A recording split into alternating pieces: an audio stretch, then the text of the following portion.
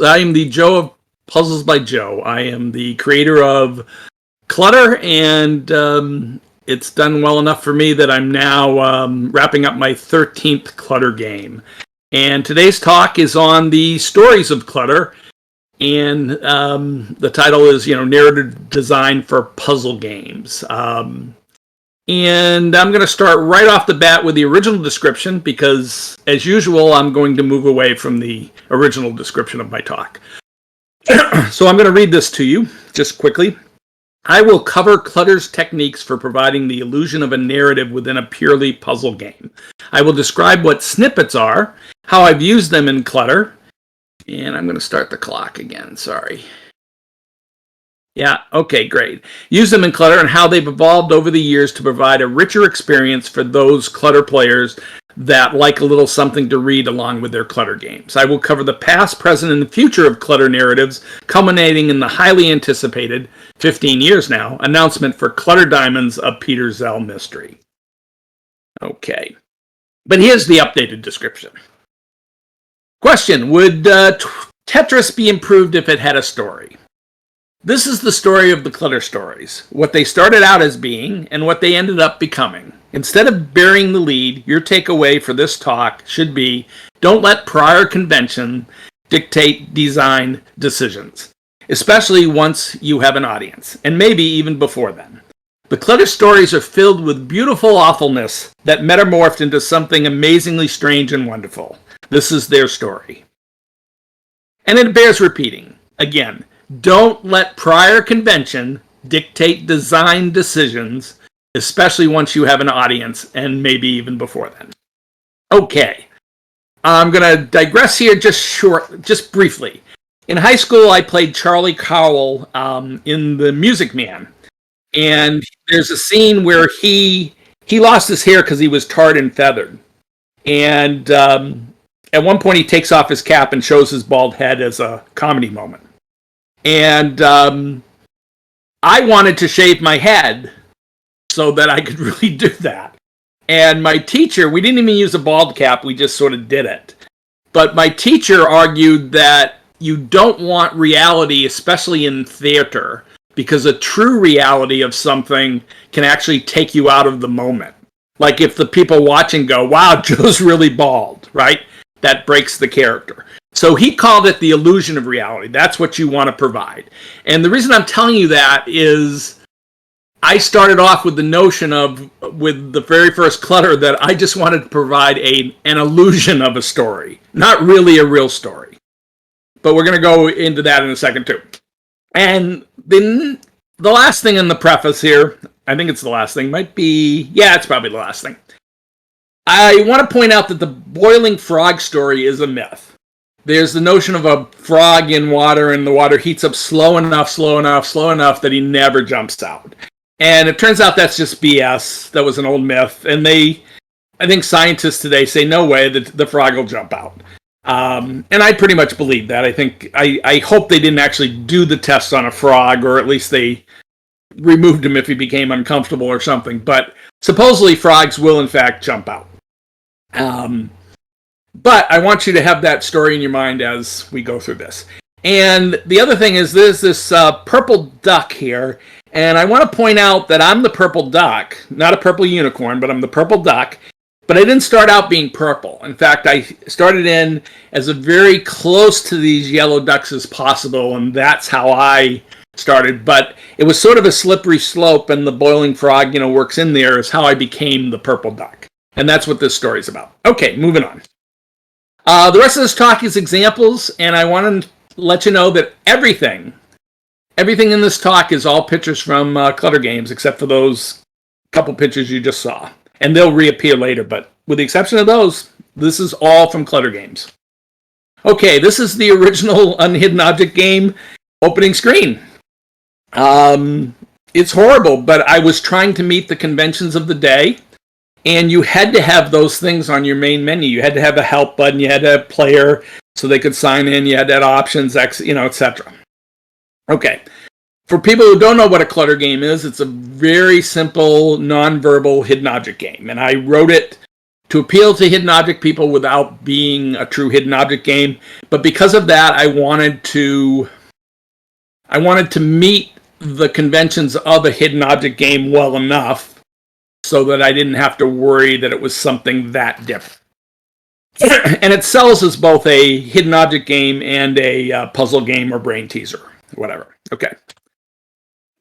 Oh, and really, all you do is find two things that match. It's non-verbal hidden object game. With the hidden object game, you'd actually have, things down at the bottom that says bear, lemon, whatever. But as you can see, there's two lemons that match. There's two bear faces. There's two little medallions, etc. And basically, you click on them and they go away, and that's the simple idea of Clutter. Okay, this was my reward screen. When you finish every Clutter game, you get a nice picture. You get either a quote or something else going on.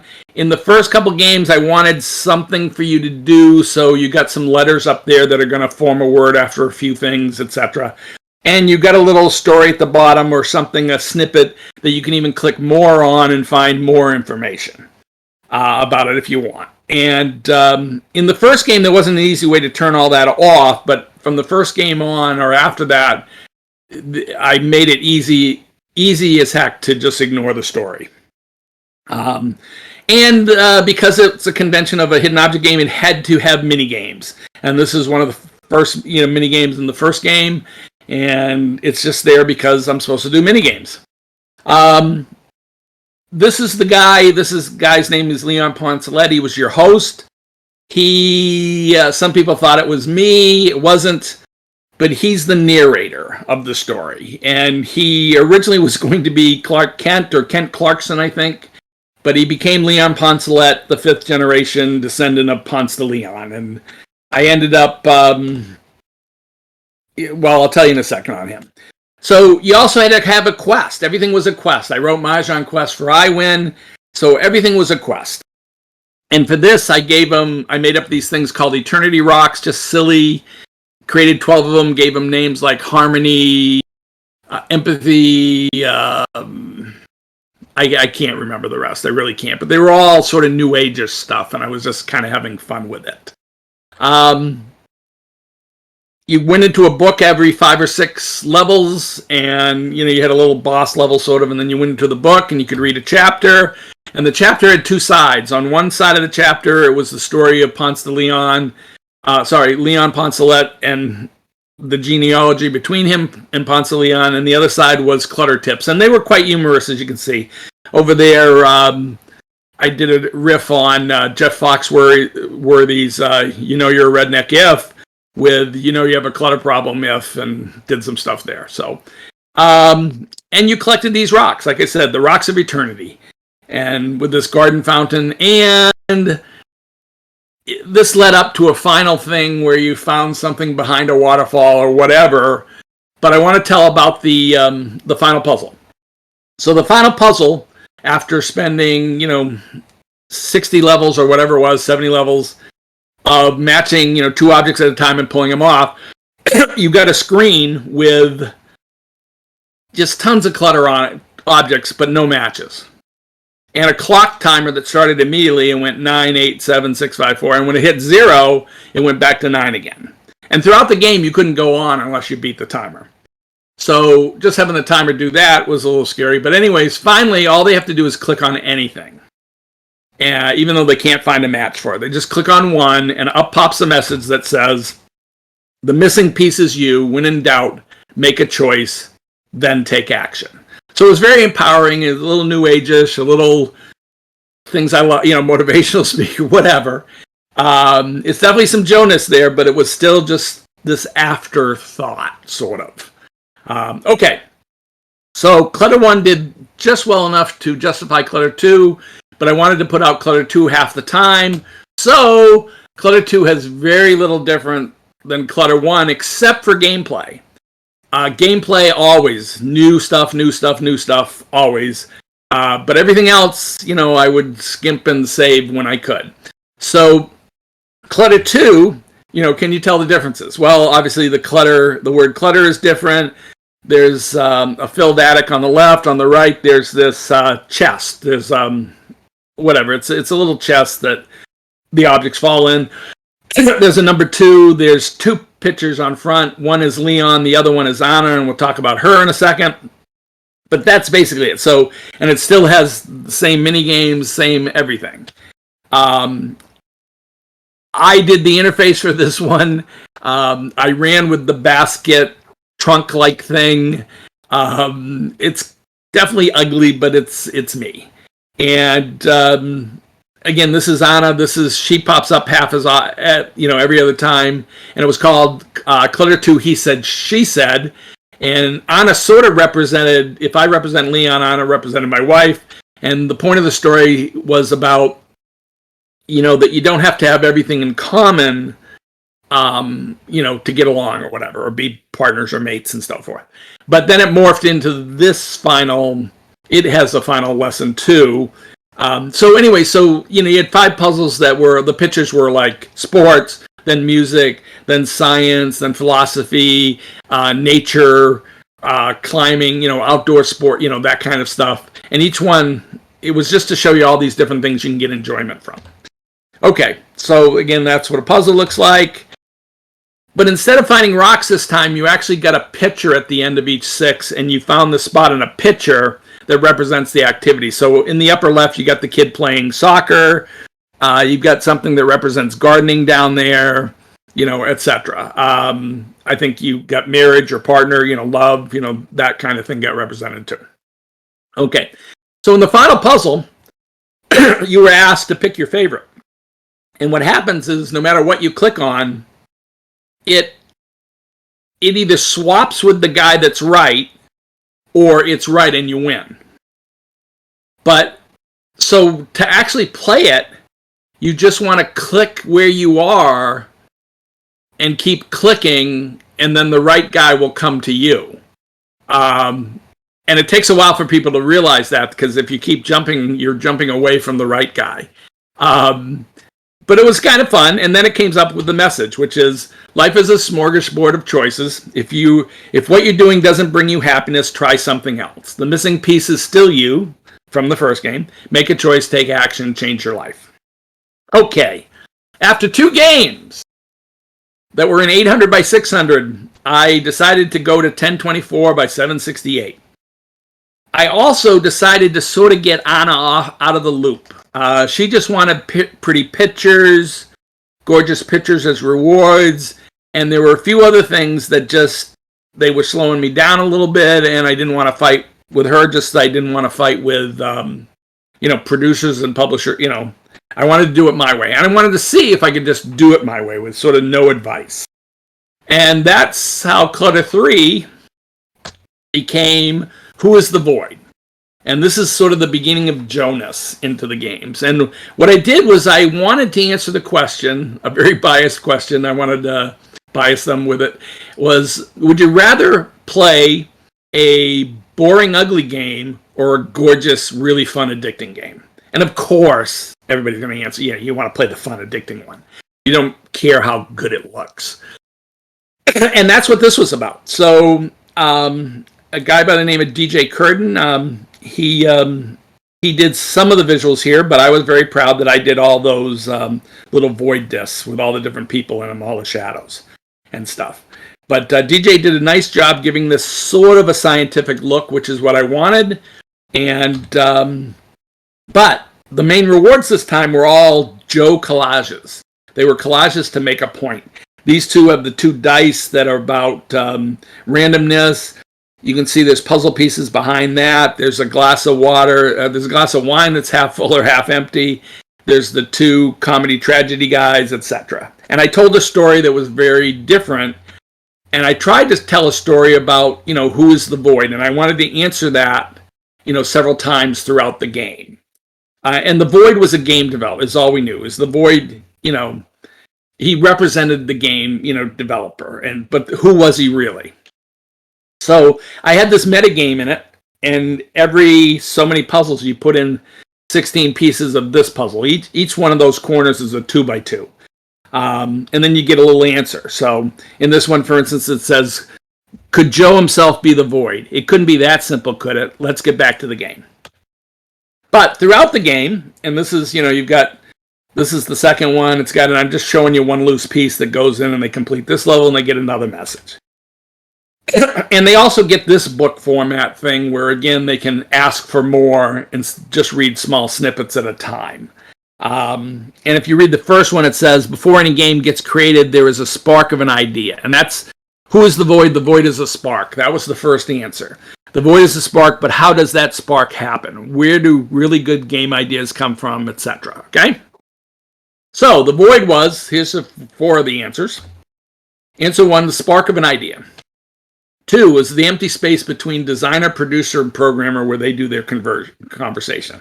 3, it was just me. Or the emptiness in my brain because I'm the designer, producer, programmer, and it's how I talk to myself, etc. Last, it's the vast emptiness of surrounding the one drop of good stuff that's all prior. It's whether it's on the internet, whether it's prior games you played, whatever. It's just the void is just this huge thing where you're looking, it's the hugest haystack in the world where you're trying to find the smallest needle, and it's just this huge, I view it as an empty space where you're looking for a good idea. Okay. So the final puzzle for this game, Clutter 3, is they put all this together in 16 pieces at a time. They finally put this final one, and up pops a message that says, the void is, and four spaces. And all they have to do is touch they have to just touch the letters of the alphabet V, O, and I in any order. And then it stops again, and it's saying the void is the VOI with a blank space. And I pop up a message that says, now the void can't just be the void. That would be stupid. But sure enough, they have to go touch the D, and the D comes down for exactly 2 seconds. And then the D pops back up, and the C and the E fall down. And the void has been turned into the voice, and they see that. Okay? And then the pop-up, and by the way, I feel that's my one moment of genius in all of Clutter. I got the idea while showering, believe it or not, one day just thinking about the game, and when I noticed that coincidence, I said, that's great. And so here's the 5th reason, and what they get told. The void is the gap between you, the player, and me, the developer. Obviously, a huge gap. And then I tell them, but the void can become the voice, your voice, and you can use your voice to cross the gap and give me feedback to help make the future Clutter games better. And I still think that's great today and still holds up.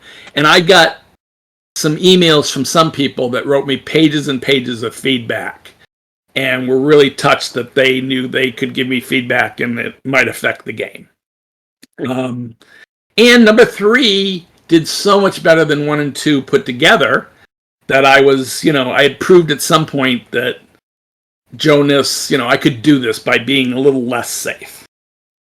Okay, so the next game I made a misstep, and I loved minigames. I used to kiddingly at the time used to say my clutter habit is only to support my minigame habit. I do clutter to support my minigame habit because I loved making minigames. But it turns out nobody cares about the minigames, and this game did not perform well. Three performed really well, and 4 was definitely just not. So I could tell, and it's more than the shrinking market curve. There's so many things you play around, but to be honest, 4, performed less, and it was because of the focus was on the mini games. There's no more I can say it. I think if I even titled it differently, it would have been better. If I titled it something with Clutter, Clutter 4, Clutter Forever or something, it would have done much better than Minigame Madness Tours. Because people, I think, just left it in drove that didn't care about the minigames. Okay. So, but I also wanted to do this quick, so instead of doing a story, which takes some time, I made it all just 2-word opposites and little snippets and quotes on that, and or talked about the game and or the snippets. And every now and then what they did was, this was actually the screen they put together again 4 pieces at a time or whatever, or 16. And in that, each one of these is a mini game, and they would put together that section prior to playing that mini game. And then in the final puzzle, right before I was shipping, I just noticed something on Facebook. Somebody posted the story of the 2 wolves, and I was like, oh, this is perfect. And that's what I decided to use for the ending, because they spent this whole game, just thinking about opposites and hot, cold, up, down, whatever. And this story is obviously about opposites, and it's basically about careful what you believe or act or put your energy behind, because that's what you become. You can look at that online. I'm not going to stop and read it to you, but the ending is of the old man replied, the one that you feed. And that's, again, the point is... Again, think about your actions, think about your choices, because the choices you make, define you, kind of a thing, without saying that. Okay. Clutter 5. This ended up being my best selling game ever at the time. I mean, there's other games that made more. This is the initial sale is what I care about. I mean, Clutter 1, even though it did not perform that well, is now, it's definitely well above everything else in the money it's made, because it's been out there the longest and people still go to it when they discover my games. So, but Clutter 5 in that first 6 months to 8 months or whatever performed way better than all my other games.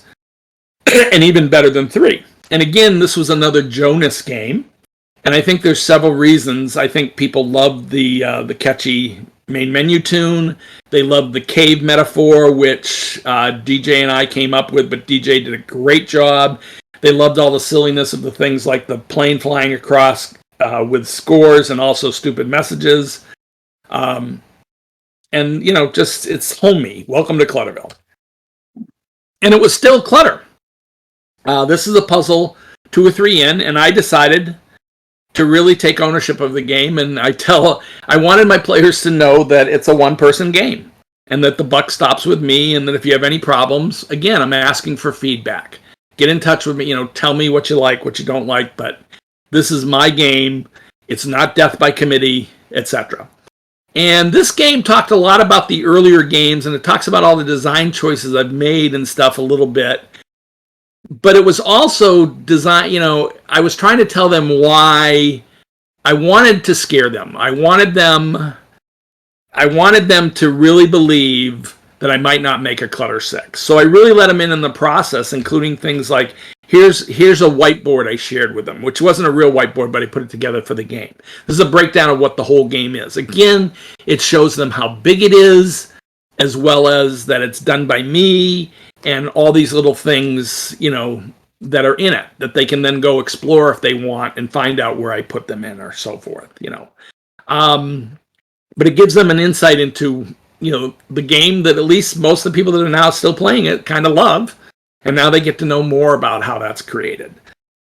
I even share, self-deprecating things like, I thought this was another great idea, and I loved how it came off, and I got good feedback on it.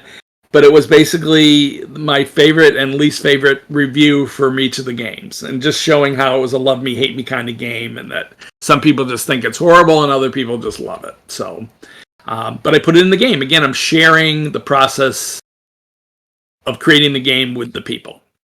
I broke down storytelling and then how it applies to clutter. I talk about game philosophy.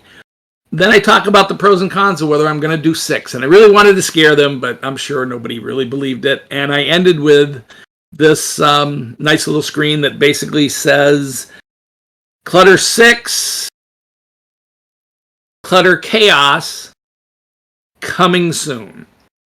And this started the tradition of me telling them what the next game was going to be and renaming it something. And part of me liked doing that because Marvel Comics used to do it all the time. Be here next time when Spider-Man is in the forces of evil. And next time you open next month's thing and it's not called Forces of Evil. It's called Masters of Evil or something. It's just, silly stuff. Okay. Next. Yeah, okay. Clutter 5 did so well that I had enough extra money and time and energy, and I was a little burnt out. But I met these two, what I call Type A. They're very, and Type A is a good thing to me. Very motivated, individual, April and Bridget. And I decided the time was right to let them do the story. I'd work on the clutter stuff but I loved April's art, and Bridget ended up doing the story and the sound, and all with my input. But I focused on, the clutter stuff. But this even created, because of this, and the story ended up being about a girl running away to be esports. I did a head-to-head clutter, and we brought back Leon after telling people, Leon didn't really exist, that it was me, and introduced Joe. In this game, this is Clutter 6, we basically tell him that this girl is the granddaughter of Leon Poncelet, and this represents me, even though its name's not Joe, it's Leopold. But we tell the story that Leon created Puzzles by Joe just because he was sick of all the negative reviews from the first two games. So we told the story that Leon was real, not fictional, and that Joe was the fictional one, which I thought was hysterical. And in fact, I came up with that idea, and I had already decided that if Bridget didn't like it, she didn't have to put it in the story, but she loved it, and we ran with it. And then April did a lot of things with Easter eggs, so this little portrait, I remember just seeing and loving it, because I definitely didn't approve it or anything, and all of a sudden it was just there, and I was like, oh, that's cool. And that's obviously me, even though it's Leopold, because it's got a Rubik's Cube, and it's got a t-shirt with a puzzle piece on it. So, and the story was this, and I was a little worried about the story because, my main customers are grandmothers, 50 and plus, but quite a bit of grandmothers. And I'm not sure trying to explain esports to grandmothers was the wisest choice, but I still think it worked. And the producers and the publishers loved it because of the art. Because I'd finally, Clutter's not this ugly game anymore. It looks really, really good. I mean, I'm just going to show you. Yeah, I just love this art. I just really, everything about it, there was, even though it's a little simplistic and not as, it's just great. I just loved it. So anyways, in it, the girl runs away and she ends up playing against her nemesis. Lee's name is actually Sky U in this. Her nemesis is Ember00, whose real name is Amber. And at the end of it, they become friends, and she gives her some advice. And that was the end of it, right? I mean, that was the ending was be true to yourself, and she sort of, Lee incorporates her other side, the Sky U, into becoming, one person instead of being so disjoint or whatever. But my customers did not. Some, I don't know if they didn't download, whatever. This definitely performed way worse than 5, enough that it looked like 4-ish, that it didn't even perform as well as 3, even though it looked great and it got some nice promotions on my distributors. So I decided the next game I wanted it to be, and this took about a year and 3 or 4 months. It was a little slow in development too because of working with multiple people and stuff. But again, I loved the final product, loved the game, loved the message, loved everything about it. Lots of interesting clutter in it. But my customers, again, definitely got some negative feedback from it. Felt they didn't have enough Jonas. That Jonas had become a thing now that they were complaining about, that they felt the game was missing. So the next game I wrote was called Clutter Infinity, and it was called that because I still felt like doing a Clutter 7 at some point. In fact, we were half working on that, and I pulled the plug and actually got rid of. April had done some art, but I decided I was going to go in a different direction. And that was going to be Clutter 7, and I actually talk about that in a later game, The Lost Clutter. And this became Clutter Infinity, which is 8 on its side. And I decided to put everything in this game that was Jonas, sort of. That things all my producers, over the years have told me I can't do or didn't like. That's why this main menu has all these marquees, and they do cycle, and I think that's silly and fun. And I did the whole interface, too. It's just, at least I did some of the, I think some of it was not me. But most of it was me, especially, the backing, these little lights. I may not have made the lights. I might have got it from somewhere. But again, the marquee and all this. And I researched an alphabet that had, the lights within the alphabet and stuff. Okay. So, also in this game, I finally wanted... I think I did this in 5, but I wanted to show you this real quick. I wanted a way since Clutter 5 to show the entire state of the game all at once. And that's what this is. This lists the 25 different areas you can be, and you basically those lights tell you whether you've played the level or not, and if they're totally empty, it means you can't even get to that level, but if they're red, it means you haven't played it, etc., etc. And you can just come here and look, and you can use this to navigate and jump around. And I thought that was cool. And I put in something like 5, and there was a version in 6, and then this one for 7. Okay. I created Clutter Picks, and I think it was for this. It might have been for Minigame Madness, but I could take any picture now and break it up into a clutter level that played really, really well, and could time it well, too, because all the matches sat on top, and I could cut up any picture, and I could use this also to tell the story easily with pictures. And at this point, I stopped making minigames, because after Minigame Madness, I think I had one more minigame in Clutter 5 or 6 or whatever, and I just said, no, I'm not doing minigames anymore. I kept this thing called Box Quotes that is based on any paragraph you can turn into a box quote, and I kept the sliders because people like that. But everything else, I just stopped doing minigames. And what I started doing was make different enough clutter levels that would feel like minigames. And to me, this one is one of those, in that it's kind of a race and so forth, and it's fun. It's fun. Anyways, but I told the story. This one starts off with the 4 boys and talks about my brothers and so forth. And I'm telling the story, basically I tell the story here of, I have a bad left eye, and if it wasn't for my bad left eye, I probably would have been better at sports and not looking bored like I am in this picture. I'm the second one from the right. That basically, if I was better at sports, I might not have been better at math, and there'd be no clutter game. And basically that's the whole story. It's really, really meta, but I decided to tell the story in 60 snippets that correspond to roughly 1 snippet per year of my life. And that story answers this question. How did Joe become the guy that ended up being the guy that ended up creating the clutter games? And that's the story I told. I included early puzzles I loved, but not replayable, so I talked about that. I got really, really personal. This is another letter I wrote. I have my mother's wedding picture, my mother and father's wedding picture in here. I have a prior game thing showing. And it's just, it's collages, but a little different, a little better than I did way back in Clutter 3. And I ended with the 4 boys now. This is the end of Clutter Infinity with a picture of them. And in the game, it actually had a lengthy, this was like 7 puzzles from the end. I gave them some bonus puzzles.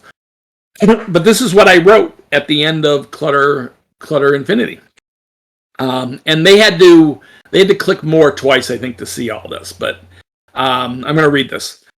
I thought I'd end this game, the main quest, with a picture of the 4 boys as we look now. The picture was taken less than a year ago at my parents' house in New Hampshire. It's the same house I grew up in, and my parents still live there. As you can see, I'm still the least athletic looking one of the bunch, but because of them, at least I'm a social nerd. Wow, that felt anticlimactic. I don't know what to say. I don't have an ending. I turned 60 in 2.5 months. And I'm a grandpa now, and I love that. I love what I do, and it's been an honor and a privilege to create these games for you. I started in 2010, and I expect I won't be done until sometime in 2020. I tried to convey a little bit of how I got here, and I often think about how much my bad left eye influenced my life. These stories may seem egocentric, but I'm motivated to connect with my players. I created Clutter for people to enjoy, and I really am always listening for feedback. As always, thanks for playing. And then I tell them 7 puzzles left. So that was my ending. Not much of one. So what do I do next? Well, I finally went to Unity. And in Unity, while going to Unity, I realized I can't recreate everything. So I took another risk and I made a game with no text whatsoever. I decided everything was going to be icon-based. And the only text in the game were things like this. I had a hello, I had a goodbye, and I had a thank you screen. And these are all the icons used in the game that tell you things like, oh, it's a single match, it's a match 2, it's a match 3, oh, they're split in half, oh, they're colorized, oh, it's the butterflies, etc. And that's it. And man, I worried that this would not sell at all, that people would run away from this in droves, but actually it did pretty well. And by the way, 7, Infinity, the one that Super Jonas did much better than 6. Much better. So I was back on track again, I felt. Okay, so this one also did really well. And I finally put in one piece of text because people were annoyed that they couldn't find how to turn off the timer, even though there was a button right next to the timer that if you push it, it turns off the clock or the lap counter or whatever. But I put that in just because I was sick of hearing it, so forth. So that was it. But there was a story, and I hired another nice young person named Sarah Sultan, and she did collages much better than me. But I picked out all the pictures, and this was my story. In fact, basically the story was about what do we have in common as human beings that is not tribal and language. And since I was doing a story with no text, that made sense. And I was really anti-tribal stuff because of the politics going on at the time and all the rest. So I wanted to show what we really have in common. And for instance, I designed this one. It's a really nice one about technology and how we communicate and how we at least connect, and all over the world. And it's about how the world got smaller, but at the same time, in some ways we got isolated. The girl in the middle is, sitting in the Arctic, believe it or not, on her phone. And I don't think she's talking to anybody. I think she's just playing a game. But you can read a lot into this. Every picture was purposely picked, but they have to decide what it means. The ending puzzle for this one was a throwback to Puzzle 1, where nothing matched, and you clicked on something, and it told you, when in doubt, so forth. I wanted to provide a transcendent experience. So in this puzzle, what happens is you have like 239 matches, and you click the first match. It was a clutter pick puzzle. And not only does that go in, but 10 more pieces go in. And then you click a second match and about 40 pieces go in. And then you click the third match and just about everything goes in except for 10 last matches. And when you click on, but those are in a row. They're not matched up. You still have to find them. And when you find them, there's an evil smiley and a good smiley that pop up dead center. And some people thought this was broken because they repeatedly clicked on evil smiley for some reason. And evil smiley resets the puzzle. But all they had to do was click on good smiley, make the good choice, and then the 2 last pieces show up right at the center of that door. And you put those in, and that door sort of comes out at you in this nice little transcendent experience. And again, it's a nice mirror of, yeah, you should take action, but this was sort of the universe helping you out. And there is a whole universe there, and that was kind of the point of this. So I really loved this ending. It was very nice. Okay, so on to Clutter 9. So still no story or text, but I added hover help everywhere to complain about people that couldn't, to fix the problem, people complaining they couldn't figure things out. So anything you could hover on, you could find more information on, and I did have some pop-up text help, throughout the game. But no story. But the story, again, was in pictures. But this time, because Sarah did such a great job on the last game, I let her tell the story she sort of wanted through through my approval. And she wanted to basically tell the story of sort of, we had a tree of life thing, the Kabbalah thing, sort of as a 10-step thing. And then each globe represented, there was a summer, spring, fall, but there was something in between. So there was a birth thing, there was a death thing, etc. And it was sort of, the whole game is the circle of life. And that was it. And it was, again, very uplifting for me. And, it's always, I don't do bummer stories for them. And that's it. So this also did well. So, and this ended with just a screen of my own that talked about the next game. Again, games I did not end up doing, any of them. It thanked my beta testers, and it said a couple other things. That's the only other, it's not really story text. It was an addendum kind of thing. Okay. And this is a good time to point out that both 7, 8, 9, and 10 all did sort of about the same. Maybe Evolution a little better, but I was back where I was going, okay, the shrinking market, but I'm doing okay. And that the first chunks are coming in okay. And, I'm not worried about what I'm putting out. And the last few games all had this main menu where just per land you got the thing, because now I'm doing 2,100 puzzles and I can't fit that all on one page. So I gave each land and I created this kind of a thing for the main menu. If you look, they look very similar. And again, I'm trying to save time, energy, space, and provide more. Okay. So Clutter Evolution was back to Jonas again. And this is, by the way, this is the final evolution. I created a way to put pop-up quote anywhere I wanted it to. This is all connected and works pretty easily, and it's pretty easy to put on any level or not. And this is maintained mostly through the final, but now I told the story again. But the story was basically, how has Clutter changed all the years? And it's really a sales pitch. It's every Clutter game is different. Go check them out. But I don't say that. I just give them the evidence. So, and I did this. This is another little, I don't know if it's a genius moment or whatever, but I got some nice feedback on it. And I wanted to thank them again. I have tons of gratitude for my players that love the game, because, like I say here, it's both a privilege and an honor to create Clutter. And I think there's nothing wrong with telling them that in the story at the right time. And again, after this game, or even the one before, I got feedback like they say they feel like they're not playing the game alone. They feel like I'm just right there, just chatting with them. And that's great feedback. Okay. And this ended with, again, this screen a little heavy-handed that basically shows them all the games and how they're different visually, and then just says, see you in 3 or 4 months for Killer Clutter. And this is the first time I got the name right. Okay? So Killer Clutter, I decided to really not up the Jonas, but now Joe with puzzles. I wanted to create a game that I actually wanted to play because it's harder, earlier, etc., etc. And it's a lot of harder puzzles and maybe a little more abstract and so forth. And they came along for the ride. And this Killer Clutter, I think, did slightly better than Clutter 10. I mean, this definitely upped it another notch, and very happy with this. And I think this game possibly is why people like Big Fish asked me to do a collector's edition for the next game. Okay, so this is Killer. I also had this sort of advertisement. This is another thing. This is the first slider they put in the game, and boom, it tells them right off the bat that this is just the tip. They played only 4 puzzles out of the 144 there. Then they've got another 1,000 and something out in the quest, that they can play around with. And even that, then they can go to other Clutter games, because every Clutter game is different, etc. And I quote one of my customers that told me this, which I thought was put brilliantly.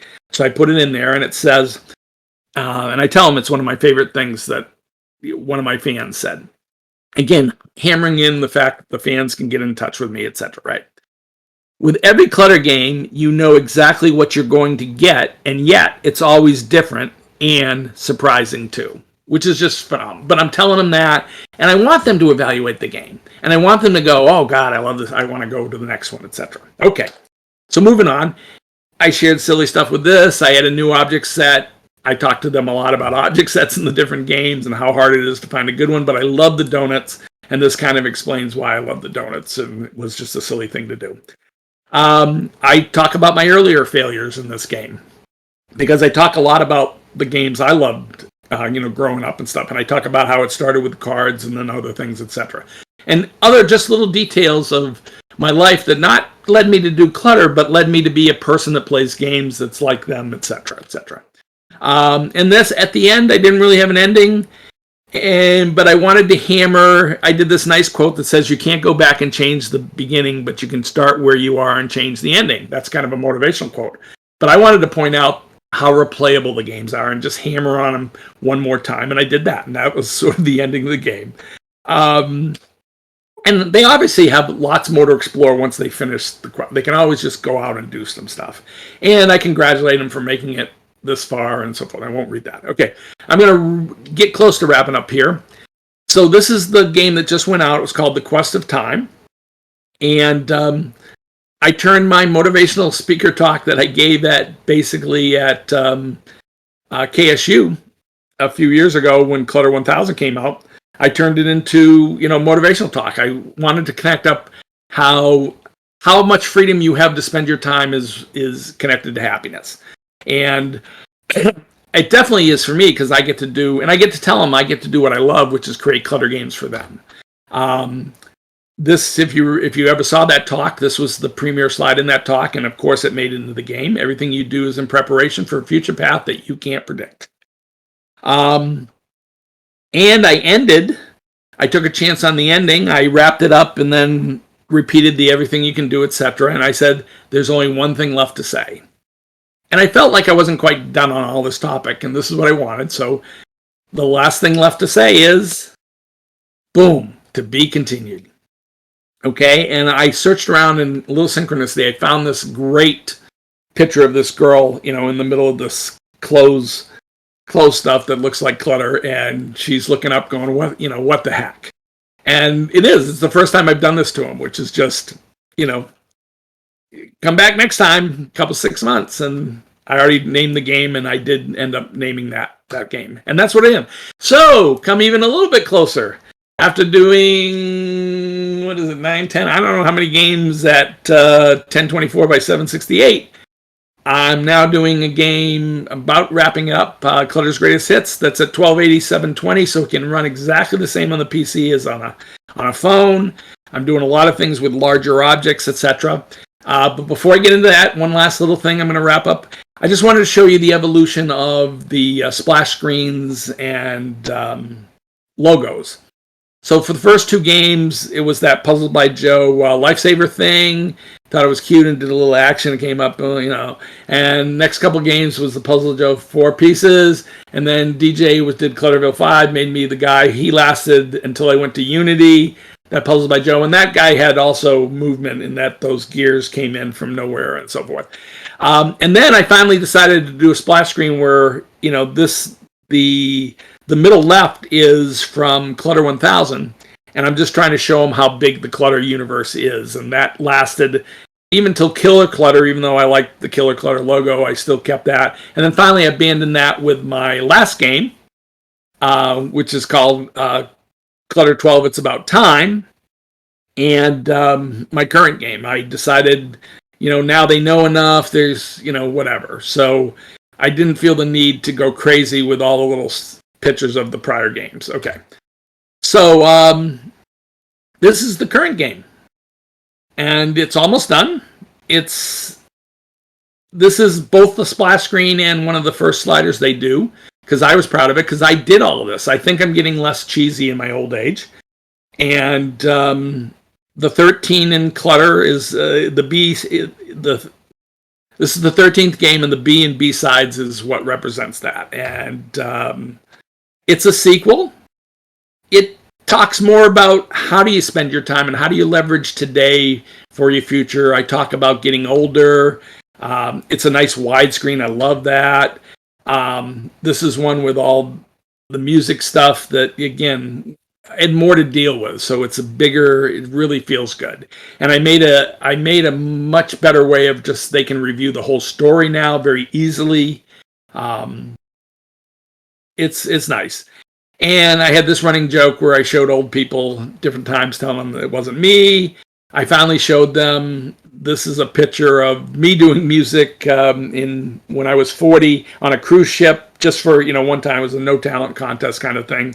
And I tell that, story there. And then I get a little serious. I talk about the truths that, you just can't ignore truth, is my point. And the truths here's the 5 truths I hammered on them, which is we all die someday. It's a fact of life. You can't change the world on a global scale. We can't change anyone but ourselves. We get older, our skills decline. Free will is the only real choice. And then I talk about watching my parents get older, and I spend time thinking, how am I going to be happy then? And I build up, and I'm going to share this ending with you, even though it's going to take a minute or so. I finally decided where this story was going, more than just an extension of, how do you spend your time and what's your choices and so forth. And the reason I mentioned music and all the rest is, so I'm going to just read you the last 3 screens.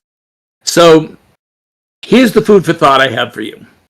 What if most of a person's belief system is more like their taste in music, and not inherently good or evil, but just different than yours? Oh, and I will say before this, I talked about how since Clutter first went out there 11 years ago, the world's kind of got shit crappier. COVID, politics in the United States, just a lot of more anger in the, just gone downhill. And then I come to this. Okay, so what if it's just like, what if their taste in music is not inherently good or evil, but just different than yours? What if it's just like the taste in food, which was certainly influenced by where they grew up? What if they're exactly like you and just trying to survive and live out the best life they can? Would you dislike someone just because you liked rock and roll and they liked old-time country music? Would you dislike someone just because they play with the timer and you turn it off? What if politically or religious beliefs are formed in the same way through experience and the accident of birth more than any notion of right, wrong, better, worse, good, or evil? And this is the United Nations last picture. I've been lucky to meet so many diverse people over the years that have enjoyed these Clutter games. I've decided to end this Clutter's Greatest Hits with my sincerest wish for a better world. My specific wish is for more empathy to exist in the world as a starting point for positive change. I can't change the world. I can't change anyone but myself. I've decided to choose empathy as my instrument that I will use in search of my own perfect song. Thank you for listening. Thank you for playing. Let's lots more to explore and enjoy. So another little advertisement. Okay, almost done. We're going to skip this. I was going to go through the Clutter titles and just show you how the numbers are all there on one form or another. It's just kind of silly. It's just something I do. And there's one reason I do it, I wanted to show this, is because I've decided that the 14th game is going to be called Clutter Reflexive. And that game, reflexive is the only word that has XIV, which is Roman numerals for 14 in it. And that, I looked up reflexive as it's meta, that's what reflexive means, and it means a few things. And basically the next game is just going to be snippets. And I'm going to talk reflexive a little bit, but it's really not going to be a full story anymore. It's going to be, I am going to bring it around to this definition and stuff, but that's about it. Because I want to focus more on the game to get to the next game. And the game after that I'm going to revive a game from 15 years ago that opened, the original opening I'm going to keep, which is You Are Cordially Invited to Dinner and a Murder. And this, I designed a game called Diamonds, a Peter Zell Mystery, and it's going to become Clutter Diamonds, a Peter Zell Mystery. And that's going to be my 15th Clutter game, and if it does well, that's a trilogy, and there'll be 2 more after that. So, there's no way this last 2 stories of my self-help could have gone out as the first game. There's no way I could chat with them like that. There's no way. The games have become more weird, more Jonas, more whatever. And really, I'm like the purple duck there that started out trying to look like I'm a hidden object game, but I got farther and farther away. So much so that, 7 games ago, they finally decided Clutter was its own genre, subgenre of hidden object games, which I think was great. And the point again, Don't let prior convention dictate design decisions, especially once you have an audience and maybe even before then.